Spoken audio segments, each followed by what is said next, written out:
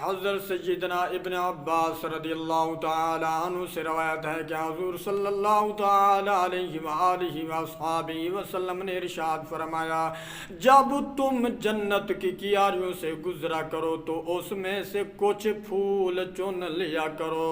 صحابہ کرام رضی اللہ تعالی عنہم نے عرض کیا، یا رسول اللہ صلی اللہ تعالی علیہ وآلہ وصحبہ وسلم، جنت کی کیاریاں کون سی ہیں؟ فرمایا، علم کی محفلیں ہیں۔ اللہ عز و جل ہمیں علم دین سیکھنے سکھانے، نیکی کی دعوت دینے اور برائی سے منع کرنے کی توفیق عطا فرمائے۔ سب آکے آمین۔ قیامت کا امتحان میں درود شریف کے متعلق حدیث پاک بیان فرماتے ہیں کہ حضرت سیدنا ابو درداء رضی اللہ تعالی عنہ سے روایت ہے کہ حضور صلی اللہ تعالی علیہ وآلہ وصحبہ وسلم نے ارشاد فرمایا، جس نے صبح و شام مجھ پر 10 بار درود پاک پڑھا، بروز قیامت اس کو میری شفاعت نصیب ہوگی۔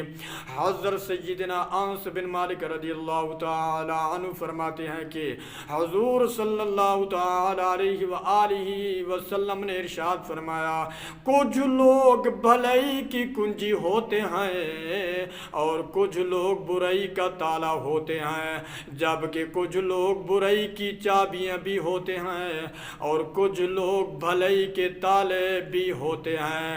خوشخبری ہے ان لوگوں کے لیے جن کے ہاتھوں بھلائیوں کا فیضان ہو، اور بربادی ہے ان کے لیے جن کے ہاتھوں برائیوں کے دروازے کھولے گئے۔ یقیناً نیکی کی دعوت دینے اور برائی سے منع کرنے کا عظیم الشان کام بے شمار فضائل و برکات کا سبب ہے، لہذا ہمیں چاہیے کہ تن من دھن سے ان فضائل کو پانے کی سعی میں مشغول ہو جائیں۔ ایک اور فضیلت سنیے اور خوشی سے جھومیے۔ حضور صلی اللہ تعالی علیہ وآلہ وصحبہ وسلم ایک مرتبہ منبر اقدس پر جلوہ فرما تھے کہ ایک صحابی رضی اللہ تعالی عنہ نے عرض کی، یا رسول اللہ صلی اللہ تعالی علیہ وآلہ وصحبہ وسلم، لوگوں میں سے سب سے اچھا کون ہے؟ فرمایا، لوگوں میں سے وہ شخص سب سے اچھا ہے جو کثرت سے قرآن پاک کی تلاوت کرے، زیادہ متقی پرہیزگار ہوئے، سب سے زیادہ نیکی کا حکم دینے والا ہوئے اور سب سے زیادہ برائی سے منع کرنے والا ہوئے، سب سے زیادہ صلہ رحمی کرنے والا ہوئے۔